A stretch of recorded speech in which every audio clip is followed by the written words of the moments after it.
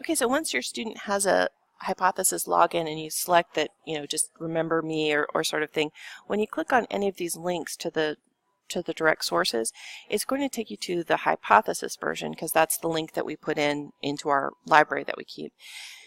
And what that gives you is your student will be able to comment on and ask questions that are visible to our class. And when you come to this page, it will show up over here. There's a little thing.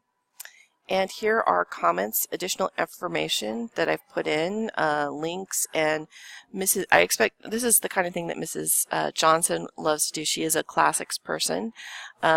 So there will be, I need to edit some of these, but there will be questions, comments, and other links to help you go through this.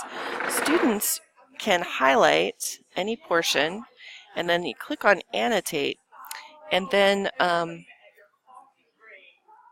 oh, it wants me to log in. Sorry. Oh, that's so funny. Anyway, once you click annotate, I guess I have to reset up my login because I was helping students log in. Once you set up annotate, it will let you write your own question, and then I'll help the students see how they can do that so that Mrs. Johnson and I will receive notice that they've asked a question about a document that we're reading together. And in that way we can add, hey, I'm interested about this, or who is this person or that, and we can give them extra resources and really enrich it based on them. Okay, sorry, there's things kicked up where I am. Okay, so that covered that. We covered grades. Haiku Inbox. The best way to contact me, believe it or not, is not my email. My email gets a bit scary, and that is Mrs. Johnson and I are co-teaching this class because she is very good at keeping track of all those things, and she and I will be meeting 4 times a week to make sure that I'm staying on top of student needs and keeping up with the emails and those types of things. The best way to contact us is under Messages and Inbox. You have to hit Inbox even though you're about to send a mail out. Okay, so once you're here, when you click Write, now only Mrs. Johnson will show up today because she's the only other person here.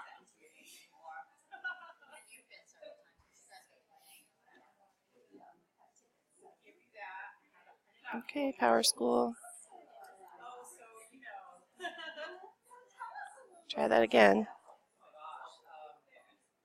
Okay, so if you need to schedule a meeting or whatever with me or have a question, put it here. And then under Recipients, click All Teachers. And what that will do is make sure that a message is received by everybody that you need to talk to me or you need to get information from myself or Mrs. Johnson or anyone. It just makes us all aware of what your needs are at that time. Students will be able to send inbox messages to each other. I have not had an issue with this yet in my classes. We're not really asking the students to do anything that we wouldn't expect of a professional. We expect people to be courteous and respectful and those types of things. This isn't dumbing things down in any way. This is the kind of behavior we do as adults in the business and research world. So if there are any issues, though, my most likely reaction is to remove inbox communication for all students. And I ask the students not exchange their personal information without first asking myself or Mrs. Johnson to send an email to both parents to let them know that that's happening. And we can help foster any, can I get this email for after class, or, we're hoping friendships are formed that last past the class. Okay, there's another tool that we use in our class, and that is Google Earth. So Google Earth has a couple of settings. One, you can download it all, but now they offer a web-only version, so you don't necessarily have to do the whole download to get Google Earth. But if you're ever asked for an activation code, it is here. But I think when you go to Google Earth, you can just launch it from your website. Okay, so I'm going to give the students, they will find Google Earth files for places like especially, let's see, we're going to Copernicus's hometown, different things, and they can use Google Earth to really go down on a street level view and see these, visit all these towns and cities and things. And it's, my favorite one is the Leaning Tower of Pisa when we cover Galileo. I'm not able to do those during class. They just bog down our classroom software too much, so the links to those files so that your students can take the tour will be here on the Haiku page, and they'll just need to load them up into Google Earth and get those going. So let me know if you have any problems with that.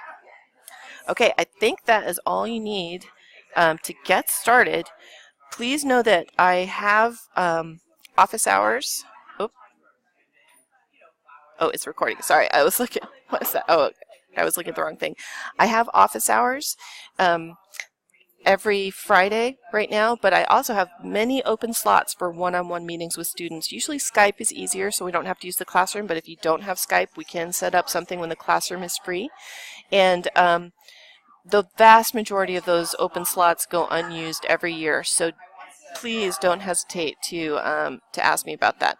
I ask that students not spam the chat, just put, the meaning of spam the chat is put random things in the chat when we're talking. Little comments to the side are fine, but they should use the chat for asking questions about class primarily, so it doesn't distract other students. Many of us, including your teacher, are 2Es and can be easily distracted.